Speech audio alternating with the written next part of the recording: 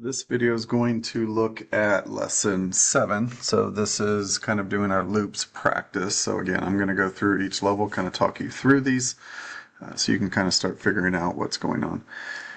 This first one, it wants us to kind of run this, right? And we'll see, it's going to run kind of slow so that you can see what's going on, but it's basically counting and printing out from 0 to 9 in the console.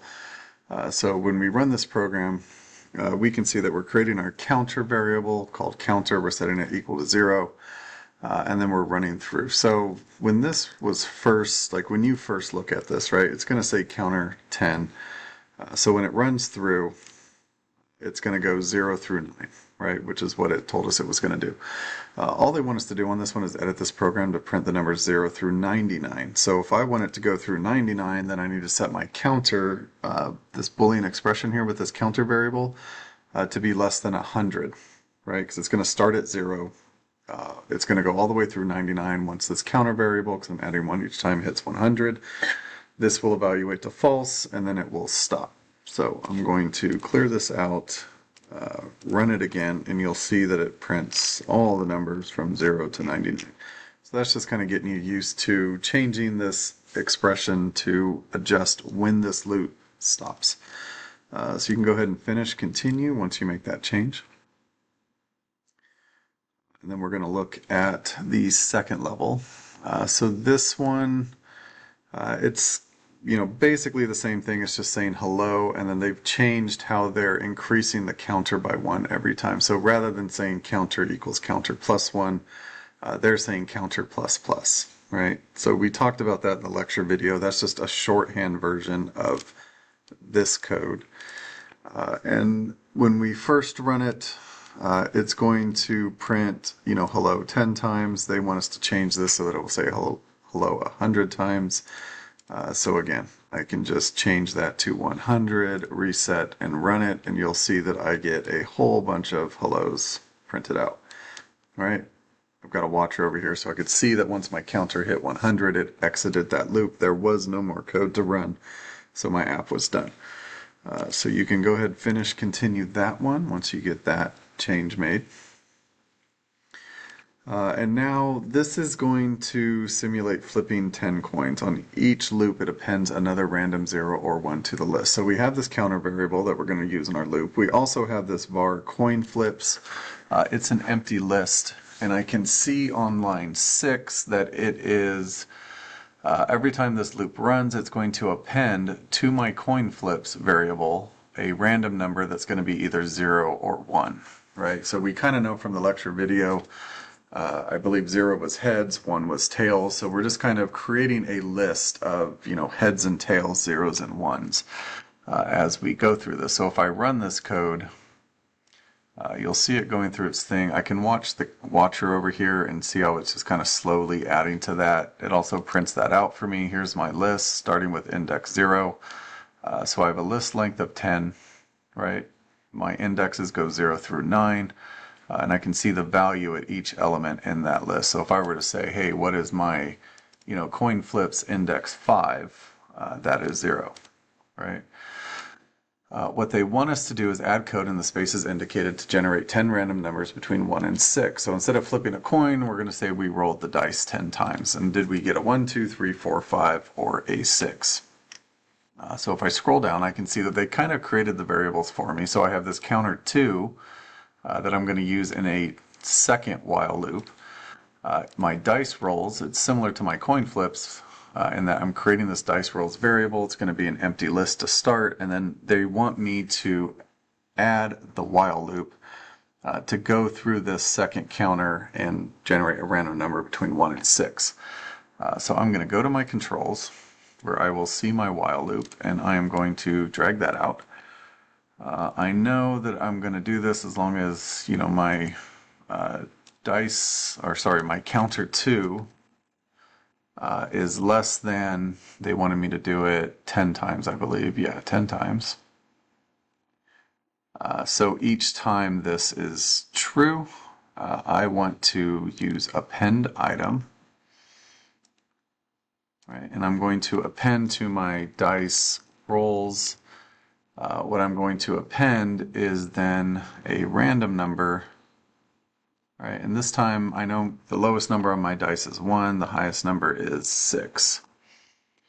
Right, what I need to do then, and this isn't the best planning on their part, I need to add this counter plus plus, but you'll notice in the math functions it does not give you the plus plus. I don't know if they gave it to you anywhere, to be honest. I think we're going to have to just type it. So I'm going to go to text mode. And beneath that append item, I'm going to say counter 2 plus plus with my semicolon. So if I go back to my block mode, you can see this in here. So if I run this now, I should get a second output. Right now it's just an empty list because my code when I originally ran it wasn't doing anything. So if I run this, you can see I still get my coin flips with my list. Here is my 10 dice rolls. You can see it went 10 times, index 0 through 9, and it generated a random dice number for me. So once you have that code in there, you can go ahead and finish and continue. So we can look at the next level. For level 4, I'm not going to make you do A and B this week, right? So I am only going to look at A for completeness when I'm grading this, which is looking for doubles,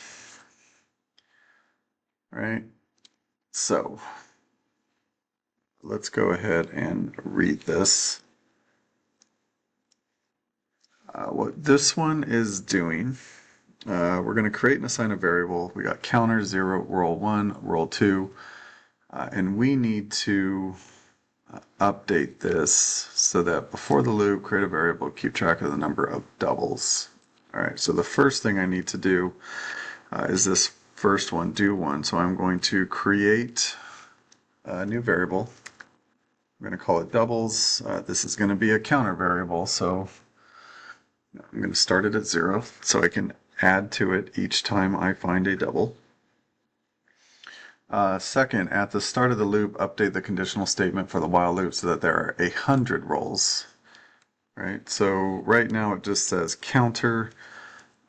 This should say as long as counter is less than 100 because I want it to go 100 times. Inside the loop, add code to check to see if doubles were rolled and updates the variable tracking the number of doubles if doubles were rolled. So it's going to generate a random number between 1 and 6 for my first roll. It's going to generate a random number between 1 and 6 for my second roll. So I need to compare these and see, was it a double? So I'm going to go to controls because this is going to require an if statement.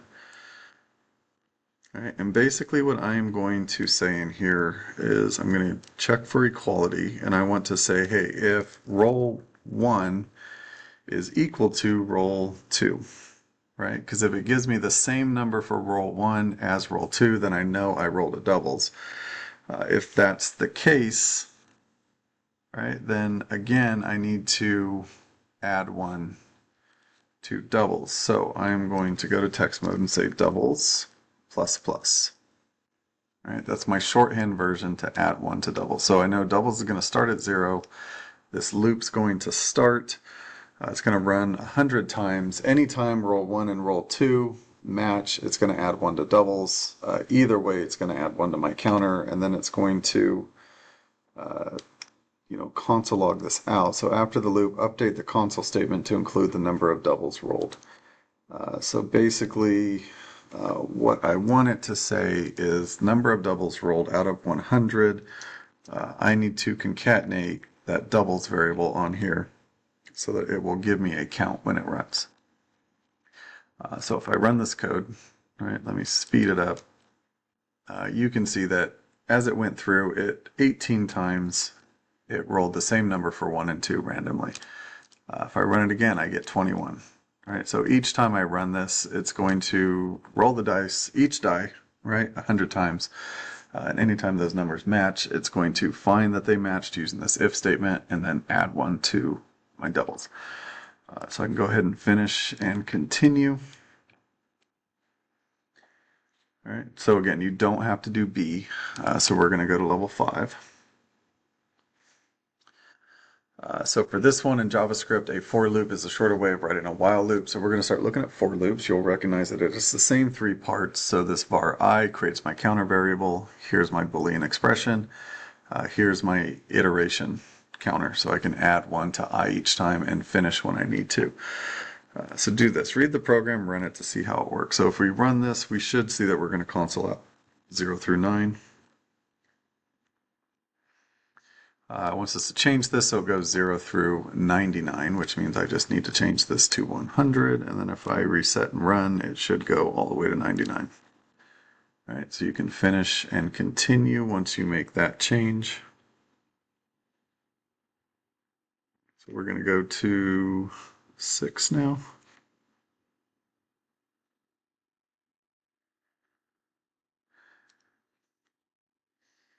So this one, it says your for loop doesn't need to count by 1 each time. You can update your variable however you want. So if I run this program, it's going to start at 0. It's going to add 3 each time. It's going to keep going until it gets equal to or greater than 20. So let me speed it up. All right, let me give us some more room here. So you can see it went 0, 3, 6, 9, 12, right? So they're just getting at you can increment however you like, right? You don't have to put I++ here. You can say, +2, +3. So what they want us to do is modify the program to display all even numbers from 0 to 100, including both 0 and 100. So like the easy way here is to change that to 2. I wanted it to go through 100. So if I reset and run this, you're going to see it gets to 98, right? Because technically once I hit 100, it's not going to run again. So if I really want this to show 100, I could say 101 here, right? Then it will include that 100 because 100 is less than 101. That will be true. It will log it. It will then add 2, which makes I 102. 102 is not less than 101, and then it's false. All right, and you can see I ended on 102. So once you do that, you can finish and continue. All right, so now we are looking at 7. This one is going to be a little involved. Let's see. You can use the same for loop for multiple things. This program creates 2 lists of 10 random coin flips. So I have flips 1, 2, and 3. They're all empty lists to start. As it loops through, they're appending to flips 1 a random number between 0 and 1. They're also appending to flips 2. And then it's logging out how many flips I had for 1, for 2, and you can see that there's 3 in here because what they want us to do is update the program to fill the third list with random coins. So all I need to do is kind of copy what they already have. So I'm going to append item. This is going to be flips 3. And again, instead of this, I'm going to have a random number here, and it's going to go between 0 and 1. All right, as long as I spell this right. So if I run this, I should get output down here to show me for flips 1, 2, and 3 now. If you ran it before this, it would just do it for 1 and 2. So now I'm getting 3 lists. They're all unique because they're all generating random numbers. All right, so you can go ahead and finish and continue that. It's going to get us to level 8. So for this one, they're again using this, they're using I to set the property. So if I look, label 0, 1, 2, and 3, you saw this on lesson 6, so this should be familiar. So if I run this, all right, it's just kind of randomly changing the color for each one of these lines. What they want us to do is update this program so that when you click the button, it randomly resizes the word. So I'm basically going to copy this line, but I need to change the font size, right, to a random number. So I can get a set property. In here, right, I'm going to use that same naming convention. So I'm going to say label, right, plus I don't want to do the width. I want to do the font size. And then I want it to be a random number every time. So I'm going to put random number in here, and I'm going to say something between, let's go between 10 and like 75. Let's see how that looks. So if I reset and run this, I should see the colors change and I should see the font size change now. All right, which is what it's doing. It's getting a little big, so maybe 50 would be better. All right, so now each time, each line, it's getting a random font color and a random font size. Again, we're just using that ID for the element where we name them very specific ways so that we can use this I variable inside of here to do all of them at one time rather than having to write a set property for each line for both properties that we want to change. So you can go ahead and finish, continue there. That's going to get you to level 8, or sorry, level 9. Right, so on this one, they're again combining that iteration variable I with strings, for example, dice plus I in the program below, to change the properties of many screen elements at once. So this code, when we run it, you're going to see that it's going to roll the dice and it's going to tell us how many odds and how many evens there were, and then it actually fills in for each roll what number was generated. Right, so on the do this, there's going to be a couple things that they want us to do. One, this program's supposed to roll 20 dice. Right now it's only rolling 10. So they want us to fix that, make it roll 20. So if I go to my for loop, I can see that it's finishing at 10. So if I change this to 20, run it again, I should get all of them filled in, which I do. It wants me to add code to calculate the number of even rolls, and then it wants me to change this so that only the even rolls get a white border. Because if we kind of reset this, you see there is no white border when this first starts, and then when it runs, it's changing all the borders to white. So it only wants me to change the even rolls. So I'm going to need to do a couple things here. Since I need to keep track of my even rolls, right now I have this odds variable that starts at 0 to count my odds. I'm going to have to do the same thing for even. So I'm going to say evens started at 0. I got my for I is less than 20, bar roll, and then it's setting the property, so it's going to, this part's all fine so far.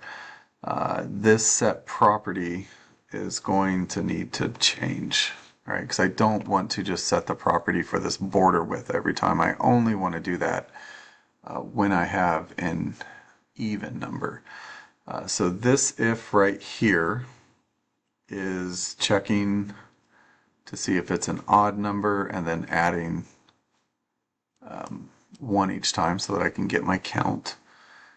So what I need to do now is count my evens and then make sure that the border width is set properly whenever I have an even number. All right, so this is going to be a little involved. What I'm going to do first, I'm going to get an if-else statement to do this, and I'm going to put it down here. And basically what I'm going to do is I'm going to kind of copy this line, but I want to check for evens, not odds. So I'm going to kind of build this out using block code. So I'm going to say I need an OR. I'm going to need an other OR there. And each one of these I'm going to have to check to see if it's 2, 4, or 6. So this should say roll if it equals 2, or if roll equals 4, or if roll equals 6, right? So this will check to see if my roll is 2, 4, or 6. If it is, right, then I want to set the property of the border width, right, to 1, because the 1's going to make it show. The other thing I need to do is add 1 to my evens counter, so I can use, you know, my plus shortcut there. The other thing I'm going to do, because this could run multiple times, so I need to make sure that the border is not showing if it's an even, or sorry, not showing if it's an odd, right? This is just kind of being careful. So set property, this should say dice plus I. I'm going to do the border width, and I'm going to specifically set it to 0. Right, and I think that will do it. right? The only reason I added this is because if I run this one time, it's going to set the border width for anyone that found it even. If I run it a second time, I'm not resetting that width anywhere. So I could, you know, throw an odd number in where an even number was, and that border would just stay white. So I want to specifically make sure that border goes away if it's an odd number. So if I run this now, actually I did forget one thing. On this set property, I need to make sure that I include how many odds I rolled. So I should concatenate odds but evens on there. Right. Okay, so let's go ahead and run this. I should get a count for odds. I should get a count for evens. It should fill in all 20, and only my even number should have a white border. All right, and there we go. So 3 did not get a white border, 4 did, 1 did not. I can see that there's 4 odds and 16 evens, right? Which makes sense because I got 1, 2, 3, 4 that did not get the white border. So if you watch this corner here, actually we'll watch the second one. This was 4, so if an even number comes up here, that should no longer have a white border. All right, see how that changed so it's not showing the white border anymore? That's why I added this line on 16 to make sure that happens. All right, so that'll kind of finish this up. You just need to do your check for understandings on 10 and 11, and then you'll have lesson 7 done.